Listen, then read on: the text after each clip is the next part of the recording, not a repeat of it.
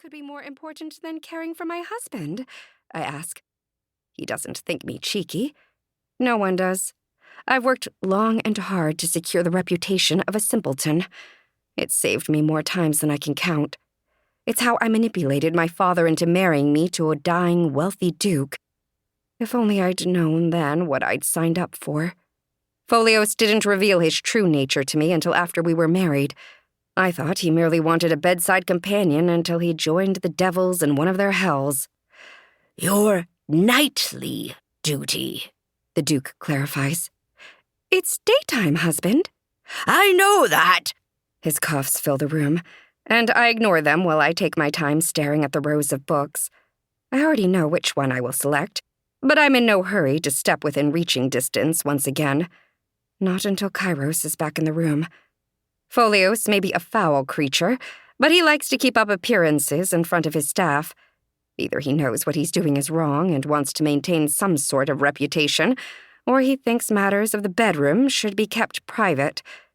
Either way, when others are around, he keeps his hands to himself, though Kairos has walked in on plenty of untoward occurrences.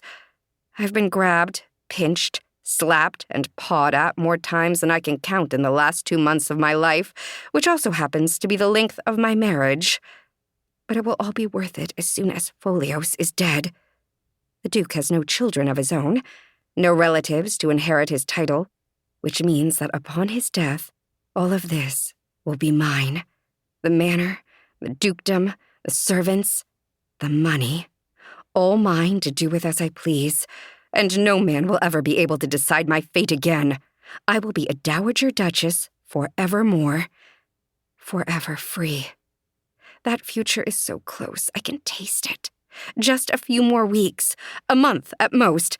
Folios can't have much longer left, and then I won't have to hide who I really am anymore. When I hear the soft steps of Kairos returning, I select the book of poetry from the shelf.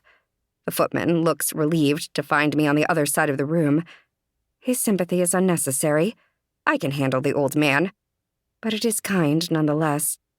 I return to my chair as Kairos finishes assisting the Duke in taking a drink. Folios nearly chokes when he reads the title on the tome I hold. "No," he says, "I hate poetry." Which is precisely why I chose it. "It will clear your head, Your Grace. Poetry livens the soul." He grumbles some more, but quiets as I start reading. I think he likes the sound of my voice, though he mostly stares at my chest while I read, so I raise the book a little higher.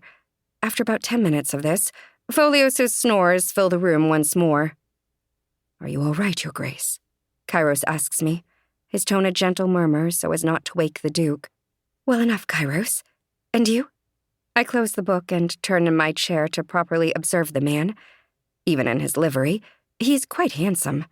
He wears the traditional white shirt and stockings with gloves and boots. He's always clean and pristine, with the best posture. His strong chin bears the most adorable dimple in the center, and his green eyes always seem bright. Combed back, sun-kissed hair hangs past his ears, and his strong form puts many footmen to shame. Day after day, it's just me and Kairos stuck in this suite, seeing to the Duke and his every need. On occasion, Kairos' young son makes an appearance, desperate to show us frogs he's caught in the property's pond or the rocks he's found in the woods. The boy knows to be quiet in case the Duke is sleeping, careful to catch our attention and drag us from the room for brief moments to see his prizes. I always relish the opportunity. "Very well, Your Grace." Kairos politely does not speak of my marriage with the Duke and what I'm subjected to. He has the common sense to know that I have no wish to talk of such humiliation. "Nico learned a new word this morning," he says instead, to bring the conversation to brighter topics. I smile at that. "And what is the word?" "Indignant." Such a big word for a 4-year-old. "Don't let him hear you say that. He's 4.5 and not a day less." In the time we've spent together in this room, I've learned quite a bit about Kairos and his past. He had a son at 17. He and the child's mother weren't married, and when she became pregnant, she made it very clear that she had no interest in raising a child. Though the law makes no such demands of single men, Kairos took up the role of father alone.